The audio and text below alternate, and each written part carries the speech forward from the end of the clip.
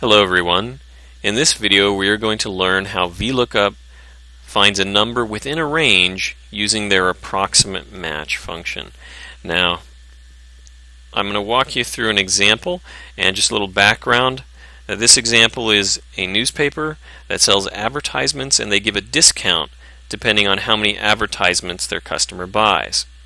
And so we're going to use the Vlookup function to find what their discount is based on the number of advertisements they buy. Now, just to walk you through it without going through the function itself right now, a customer buys 37 advertisements. We can look at this table and see that between 30 and 50 advertisements, that customer is going to get a 10% discount. Now, the way the Vlookup function will work is first we have to set up this table, and we have to set it up in ascending order.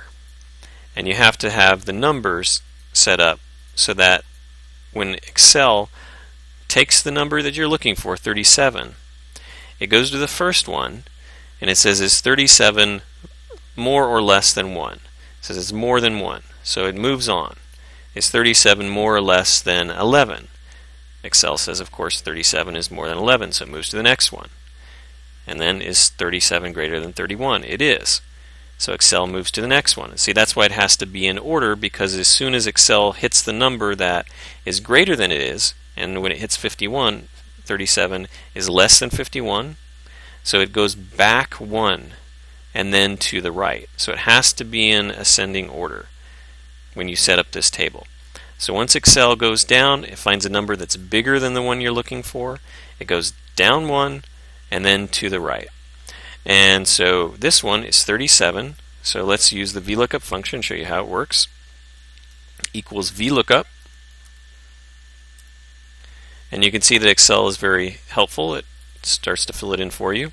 The lookup value is the number of advertisements that we buy. It's what we're searching through to find the range. Comma. The table array is the table that we've set up for Excel to look through. Comma. The column index number, as part of the syntax, is just the number, the column that you're looking through. It sounds very complicated, but really it's just what's the column we want to find the answer in. And it's the discounts that we're looking for. So we're going to find it under the discount column, which is 1, 2. It's the second column in this table array. Comma. And then this is where we separate the different Vlookup functions, an approximate match or an exact match. If we were looking for an exact match, we would be looking for, say, an employee number and then finding the employee that matches that number, or finding, we're looking for something very specific. But in this one, we're looking for something within a range. So we're going to do the approximate match.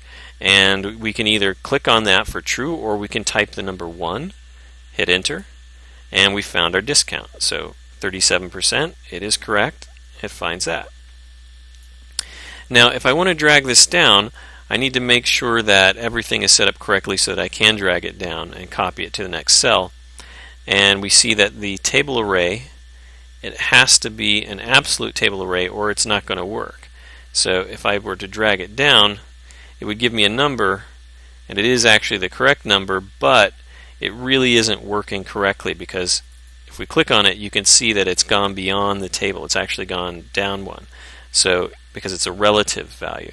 So what we want to do is we actually want to look up an absolute value. So we take this one, and the easy way to make sure this is an absolute value, we can either name it like we did in our first video, or we just hit F4, and if we hit the F4 key, it will change that into an absolute value. It'll add the dollar signs, and so it won't change.